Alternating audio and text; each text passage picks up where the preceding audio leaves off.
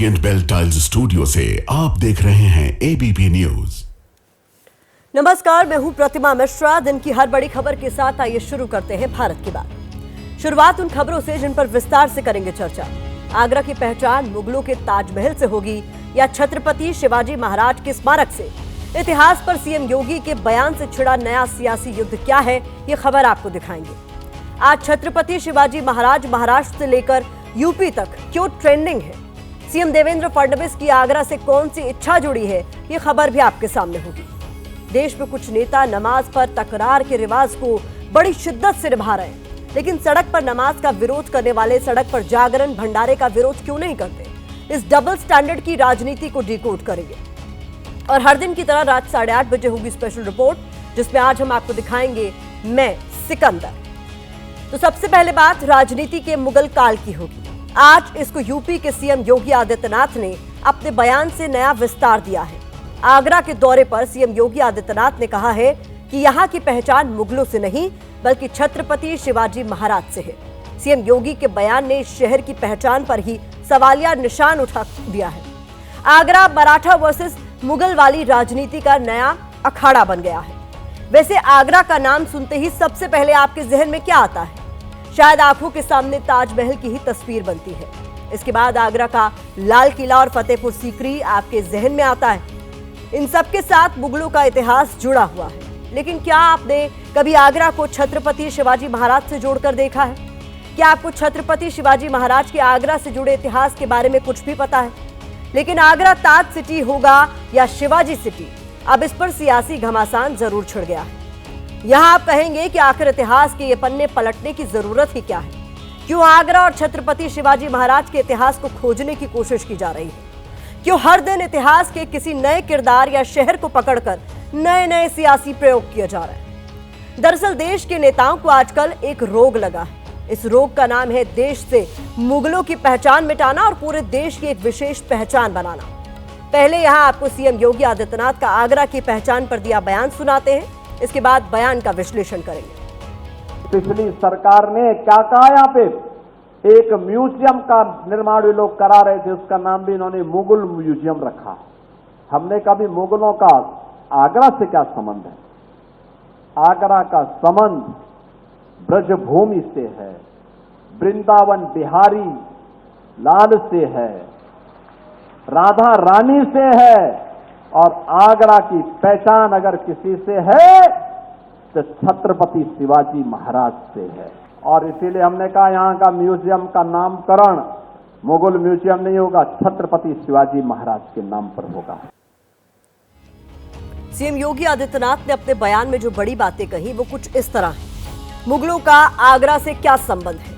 आगरा का संबंध ब्रजभूमि से है, वृंदावन बिहारी लाल से है, राधा रानी से है। आगरा की पहचान अगर किसी से है तो छत्रपति शिवाजी महाराज से है। म्यूजियम का नामकरण मुगल म्यूजियम नहीं, छत्रपति शिवाजी महाराज के नाम पर होगा। सीएम योगी आदित्यनाथ यहां जिस म्यूजियम का जिक्र कर रहे हैं उसे 2015 में तत्कालीन मुख्यमंत्री अखिलेश यादव ने मंजूरी दी थी। 2016 में इसका शिलान्यास किया गया था। आगरा में ताजमहल के पूर्वी गेट के पास करीब 1.5 किलोमीटर की दूरी पर संग्रहालय परियोजना तैयार करने की बात थी। इसके लिए ताजमहल के पास 6 एकड़ जमीन दी गई थी। इस म्यूजियम में मुगल संस्कृति और कलाकृतियों को प्रदर्शित किया जाना था। मौजूदा वक्त में संग्रहालय का निर्माण जारी है। इसके अलावा महाराष्ट्र की देवेंद्र फडणवीस सरकार भी आगरा में छत्रपति शिवाजी महाराज के नाम पर म्यूजियम बनाना चाहती है। 20 फरवरी को एक रैली में देवेंद्र फडणवीस ने स्मारक बनाने की बात कही थी। फडणवीस का वो बयान भी आपको सुनाते हैं। इसके बाद शिवाजी के आगरा से जुड़े इतिहास वाले पन्ने आपके लिए खोलेंगे। हमारे योगी जी ने ये मुगल म्यूजियम को शिवाजी म्यूजियम में परिवर्तित कर दिया, तो मुझे इस बात का पूरा विश्वास है कि यहाँ पर एक भव्य दिव्य स्मारक बनेगा। योगी जी से प्रार्थना करना चाहता हूँ, हमें आप अनुमति दीजिए, महाराष्ट्र की सरकार इसको अधिग्रहित करेगी। यहाँ पर एक छत्रपति शिवाजी महाराज का स्मारक तैयार करेगी। और मां कसम मैं बताना चाहता हूँ, एक बार ये स्मारक बन गया तो आपके ताजमहल से ज्यादा लोग ये स्मारक देखने के लिए नहीं आए तो मेरा नाम बदल देना, मेरा नाम देवेंद्र फडणवीस नहीं बताऊंगा। चाहे सीएम योगी आदित्यनाथ हो या फिर सीएम देवेंद्र फडणवीस, दोनों बीजेपी की हिंदुत्व वाली विचारधारा के पोस्टर बॉय हैं। दोनों ही खुद को पार्टी के बड़े हिंदुवादी चेहरे के तौर पर स्थापित करने की कोशिश में जुटे हुए हैं। छत्रपति शिवाजी महाराज के स्मारक के जरिए दोनों की कोशिश हिंदुत्व का संदेश देने की है। क्योंकि देवेंद्र फडणवीस ब्राह्मण चेहरा है, इसलिए छत्रपति शिवाजी महाराज के सहारे मराठा राजनीति को साधना चाहते हैं। दूसरी तरफ सीएम योगी की नजर 2027 के विधानसभा चुनाव पर है। वो हिंदुत्व के एजेंडे के दम पर ही तीसरी बार सत्ता पाना चाहते हैं। लेकिन अब सवाल यह है कि छत्रपति शिवाजी महाराज का आगरा के साथ इतिहास क्या है? कैसे सीएम योगी छत्रपति शिवाजी महाराज से आगरा की पहचान को जोड़ रहे हैं? इस रिपोर्ट में देखिए।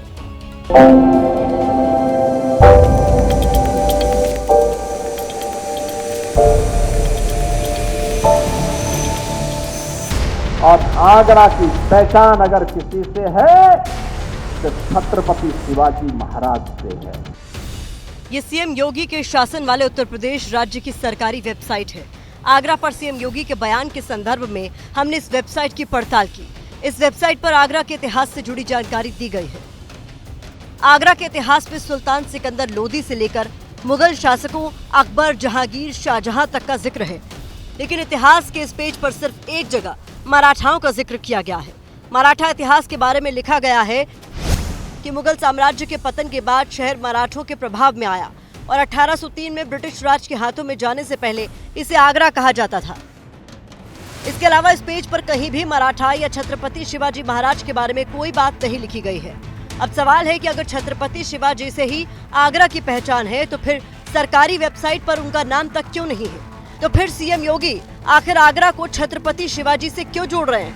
दरअसल इसको लेकर इतिहास में अलग अलग मत हैं। एक मत ये है कि 1630 से 1650 तक शिवाजी अपनी अलग सल्तनत खड़ी करना चाहते थे, लेकिन औरंगजेब दक्कन तक अपने साम्राज्य का विस्तार करना चाहता था। सिर्फ छत्रपति शिवाजी महाराज ने मुगलों के विस्तार को इस इलाके में रोक रखा था। औरंगजेब ने मराठों को अपने साथ मिलाने की कोशिश में राजा जयसिंह को सेना के साथ दक्कन भेजा था। ये महाराष्ट्र वाले रीजन में शिवाजी का काफ़ी वो था, मुगल फोर्सेज को उन्होंने काफ़ी परेशान किया। उसके बाद शाइस्ता खान पे जब अटैक किया उन्होंने, तो फिर औरंगजेब ने इनको बड़ा सीरियसली लिया। एंड में फिर मिर्जा राजा जयसिंह को आर्मी के साथ भेजा अपना कमांडर बना के शिवाजी से लड़ने। एंड में ऐसा होता है कि मुगल फोर्सेज शिवाजी को पुरंदर के किले में घेर लेती हैं। राजा जयसिंह को शुरुआती जीत मिली। शिवाजी मुगलों से संधि करने को तैयार हो गए। इस संधि को पुरंदर संधि का नाम दिया जाता है। संधि की बात करने के लिए राजा जयसिंह ने शिवाजी को आगरा आने को कहा था। आगरा में उनके मान सम्मान की रक्षा का वादा भी किया गया था। हालांकि संधि पर बात करने के बजाय औरंगजेब ने शिवाजी महाराज और उनके बेटे संभाजी महाराज को आगरा के किले में बंधक बना लिया। औरंगजेब की मंशा शिवाजी को मारने की थी, लेकिन वो फल और मिठाई की टोकरी में बैठकर औरंगजेब की कैद से भाग निकले। इस किस्से का जिक्र अमेरिकी इतिहासकार बर्टन स्टीन की किताब अ हिस्ट्री ऑफ इंडिया में कहा गया है। इसके अलावा आगरा के इतिहास में छत्रपति शिवाजी का और कोई उल्लेख नहीं मिलता। देखा जाए तो आगरा में इनका काफ़ी 5-6 महीने का स्टे था। 5-6 महीने का इनका स्टे कहना चाहिए। और राजपूत स्पेशली मिर्जा राजा जयसिंह की ये निगरानी में रखे जाते हैं। एक ही बार आए और काफ़ी रुके, 5-6 महीने रुके भाई, उनका स्टे हुआ। मई में प्रोड्यूस किए गए, फिर जाके अगस्त 4-5 महीने तो उनका स्टे आगरा में रहा। इतिहासकारों में इस बात पर लगभग एक मत है कि छत्रपति शिवाजी महाराज सिर्फ एक बार ही आगरा आए थे। ऐसे में सवाल है कि आगरा की पहचान को छत्रपति शिवाजी महाराज के साथ जोड़कर देखना कितना सही है, जबकि यहाँ 7 अजूबों में शामिल ताजमहल जैसे स्मारक भी हैं। वो भी हमारी ऐतिहासिक धरोहर है। सिर्फ मुगलों से नफरत की वजह से उन्हें नजरअंदाज नहीं किया जा सकता है। वैसे इतिहास की ज्यादातर किताबें और दस्तावेज बताते हैं कि आगरा को असल पहचान मुगलों से ही मिली है। मुगल शासन के दौरान इसे अकबराबाद के तौर पर जाना जाता था।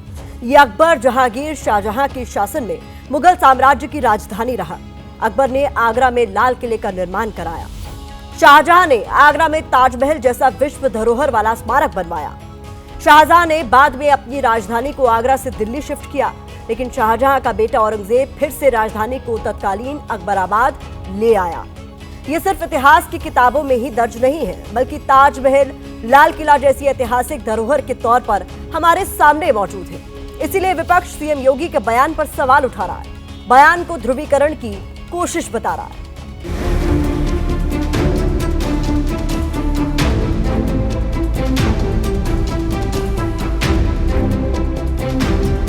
आगरा की पहचान अगर किसी से है तो छत्रपति शिवाजी महाराज से है। शिवाजी महाराज का पराक्रम, उनका गौरव, उनका सम्मान देश का सम्मान है। हम सभी उनका सम्मान करते हैं। मुगलों का सम्मान बीजेपी वाले करते होंगे, उनको ज़्यादा चिंता है।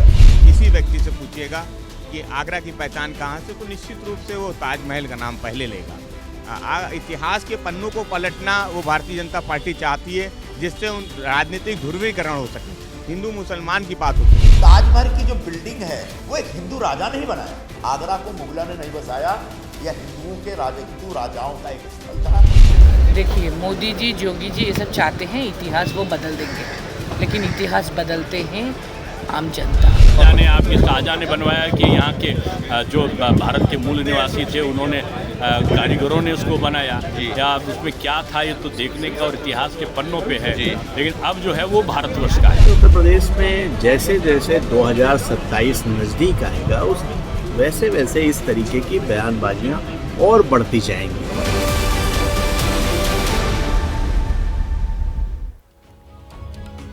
1961 में एक फिल्म आई थी, हम हिंदुस्तानी। इस फिल्म में एक गाने की लाइन थी, छोड़ो कल की बातें, कल की बात पुरानी, नए दौर में लिखेंगे मिलकर नई कहानी, हम हिंदुस्तानी। ये गाना भले ही उस दौर में लिखा गया, लेकिन आज जिस तरह से इतिहास को सियासी मोहरा बनाकर राजनीति की जा रही है, इस गाने की लाइनें सीख देती हैं। सीख ये कि कल की पुरानी बातें छोड़कर नए भारत के निर्माण की कहानी पर फोकस किया जाना बेहद जरूरी है।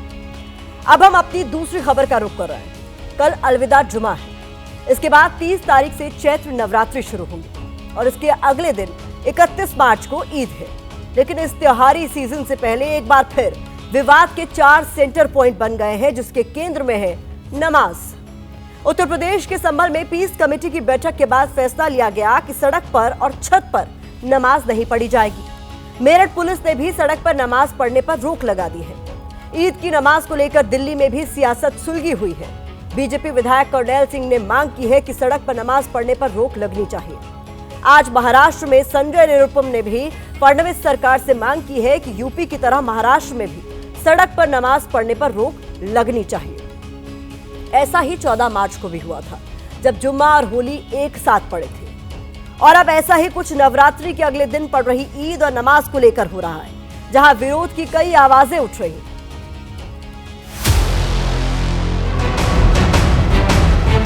जनमानस को तकलीफ ना देते हुए अपने त्योहारों को मनाएं। और जितने आलिम मौलाना हैं सब लोग कहते हैं कि नमाज तो मस्जिद में कबूल होती है, मस्जिद में मनाई जाती है। सड़कों वाली प्रथा किसने शुरू की? नमाज पढ़ने के लिए जगह बना हुआ है, रोड है चलने के लिए, आम लोगों को परेशानी होगी तो नमाज एकदम नहीं होना चाहिए। निश्चित रूप से बैंड लगना चाहिए। नमाज पढ़ने के लिए तो उनका मदरसा है, उनका मस्जिद है, और न कहीं जगह मिले तो कब्रिस्तान में इतना बड़ा जगह घेर कर रखे, वहाँ जाकर नमाज पढ़िए। सार्वजनिक जगह हो या रोड हो, वो लोगों के यूटिलाइजेशन के लिए वो आप नमाज अदा जरूर करें। हम उसके विरोधी नहीं हैं, लेकिन वो आपकी मस्जिदों में हो, उसके बाहर नहीं होना चाहिए। प्रार्थना शांति में होती है। आप मस्जिद में कीजिए, आप ग्राउंड बुक करके उसमें कीजिए, ईदगाह में कीजिए, किसने रोका है? आप सड़क पर आवाजाही, शोर गुल, कहाँ तार जुड़ेंगे? ऊपर वाले से तार जुड़ ही नहीं पाएंगे। सड़क पर नमाज नहीं होगी, ये फैसला यूपी पुलिस ने लिया है। यूपी में बीजेपी की सरकार है, लेकिन इस पर मोदी सरकार में मंत्री और एनडीए के सहयोगी जयंत चौधरी भड़क गए हैं। जयंत चौधरी ने प्रतिष्ठित लेखक जॉर्ज ऑरवेल के उपन्यास 1984 यानी 1984 का जिक्र किया है। जॉर्ज ऑरवेल का ये उपन्यास भविष्य की भयानक तस्वीर को दिखाता है। उपन्यास ओशिनिया नाम के एक काल्पनिक देश पर आधारित है। इसमें ओशिनिया के तानाशाह को बिग बॉस बताया गया है। उपन्यास में एक निरंकुश सरकार के शासन के बारे में लिखा गया है, जो लोगों की निगरानी करता है और आजादी छीनता है। इस तानाशाह ने जनता की निगरानी के लिए थॉट पुलिस भी बना रखी थी। थॉट पुलिस एक ऐसी पुलिस थी जो सत्ता विरोधियों को उठा लेती है और सरकार के विरोधियों का नामो निशान मिटा देती है। जयंत चौधरी ने जॉर्ज ऑरवेल का जिक्र इसलिए किया क्योंकि उनका कनेक्शन भारत से रहा है। जॉर्ज ऑरवेल का जन्म 1903 में बिहार के मोतिहारी में हुआ था। ऑरवेल 1 साल की उम्र में मां के साथ लंदन चले गए थे। इसके बाद 1922 में पुलिस अफसर बनकर भारत लौटे थे। वो 1927 में नौकरी छोड़कर लेखक बन गए थे। यानी जयंत चौधरी आज के पुलिस फरमान को जॉर्ज ऑरवेल की कल्पना वाले पुलिसिया सिस्टम से जोड़कर देख रहे हैं, जो न्याय से ज्यादा नफरत को बढ़ावा दे रहा है। हमारा स्पष्ट संदेश ये है, 31 मार्च को ईद है, लेकिन ईद से पहले फरमान जारी हुआ है। फरमान यूपी पुलिस का, जिसमें साफ साफ लिखा है, ईद की नमाज न सड़क पर होगी न छत पर। बुधवार को संभल के सदर कोतवाली में एडिशनल एसपी श्रीश चंद्र, एसडीएम डॉक्टर वंदना मिश्रा और सीओ अनुज चौधरी ने पीस कमेटी की बैठक बुलाई थी, जिसके बाद एक गाइडलाइन जारी हुई। गाइडलाइंस में कहा गया है कि ईद की नमाज सड़क पर नहीं होगी, यानी सड़क पर नमाज पढ़ने पर रोक लगा दी गई है। इतना ही नहीं, संभल में प्रशासन ने घर की छत पर भी ईद की नमाज पढ़ने पर रोक लगा दी है। इसके अलावा ईद पर लाउड स्पीकर को लेकर भी सरकारी गाइडलाइन का पालन करना होगा। मस्जिद एवं ईदगाह के अंदर ही नमाज अदा की जाएगी। परिसर के बाहर सड़क पे कोई भी नमाज अदा नहीं की जाएगी। कुछ लोगों ने समय के अनुसार उस समय के लिए लाउड स्पीकर की मांग की थी। इसके संदर्भ में उनको उचित कार्रवाई के लिए अवगत कराया गया है और नियम के अनुसार ही सभी पर्व मनाए जाएंगे और कहीं भी कोई अशांति नहीं रहेगी। 31 मार्च को मीठी ईद है, यानी सेवैयां खाई जाएंगी, सेवैयां खिलाई जाएंगी। लेकिन सीओ के संभल साहब ने सेवैयों का मुकाबला भी गुजिया से कर दिया।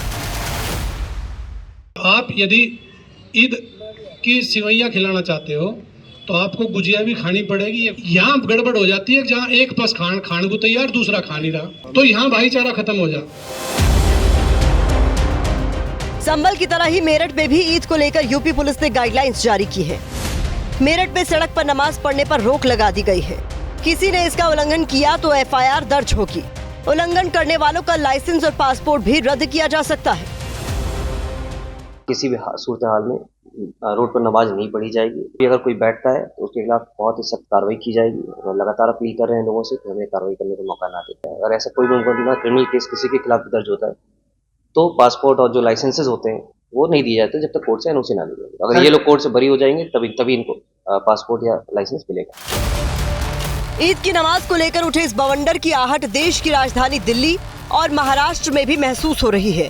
दिल्ली में बीजेपी विधायक कर्नैल सिंह ने दिल्ली पुलिस कमिश्नर को एक चिट्ठी लिखी है, जिसमें दिल्ली की सड़कों और सार्वजनिक स्थलों पर पढ़े जाने वाली नमाज पर पूरी तरह से रोक लगाने की मांग की गई है।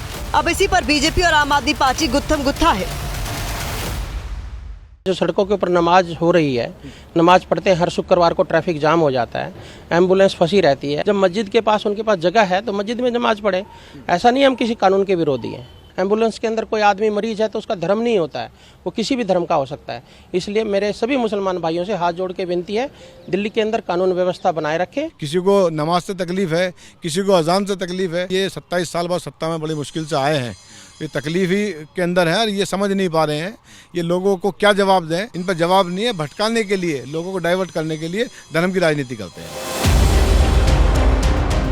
ईद की नमाज सड़क पर नहीं होनी चाहिए, इसको लेकर आज महाराष्ट्र से भी आवाज उठी। एकनाथ शिंदे गुट के नेता संजय निरुपम ने भी मांग की है कि सड़क पर नमाज पढ़ने पर रोक लगनी चाहिए।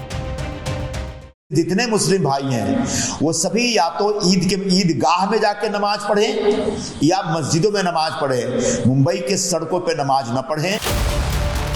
देश की राजनीति औरंगजेब और राणा सांगा के बाद अब नमाज के इर्द गिर्द घूम रही है, जिसे हर कोई अपने अपने चश्मे से देख रहा है। प्रशासन का तर्क है कि सड़क पर नमाज पढ़ने से रास्ता रुकता है, जिससे लोगों को दिक्कत होती है।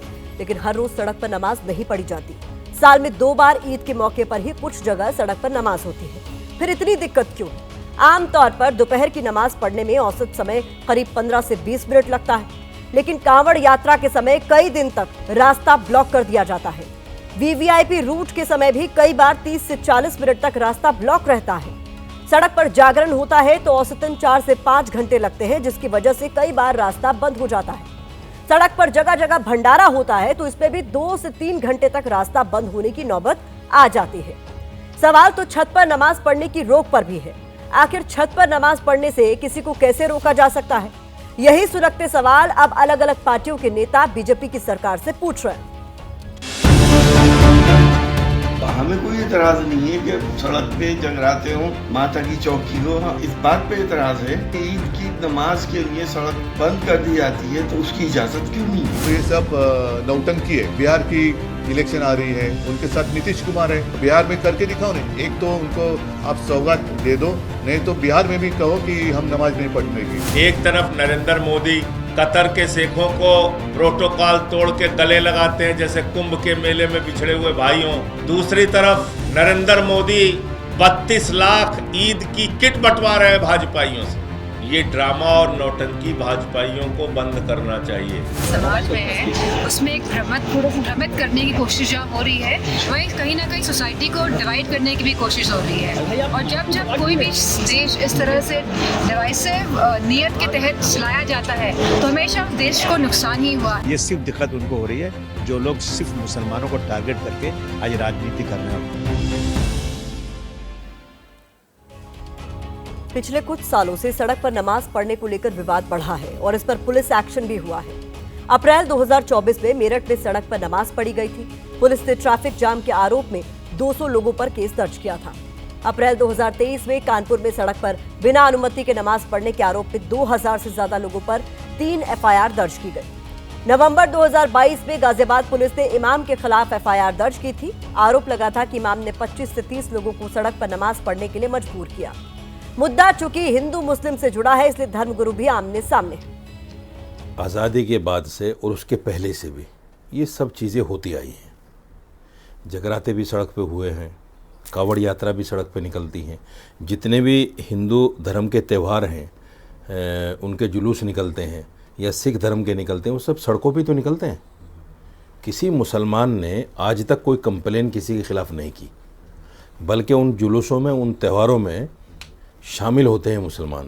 कोई भी उत्सव करिए, लेकिन जो आम जनता को परेशानी हो करके आप कोई करते हैं तो ये अच्छा नहीं है। मस्जिद है, सार्वजनिक स्थल भी बहुत हैं, तो उस स्थल पे होना चाहिए।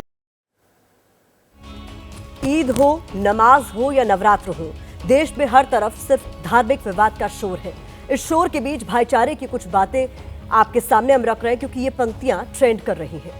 ऐसी कोई मिसाल जमाने ने पाई हो, हिंदू के घर में आग खुदा ने लगाई हो, बस्ती किसी की राम ने यारो जलाई हो, नानक ने सिर्फ राह सिखों को दिखाई हो, रामो रहीमो नानको और ईसा तो नर्म है, चमचों को देखिए पतीली से गर्म है।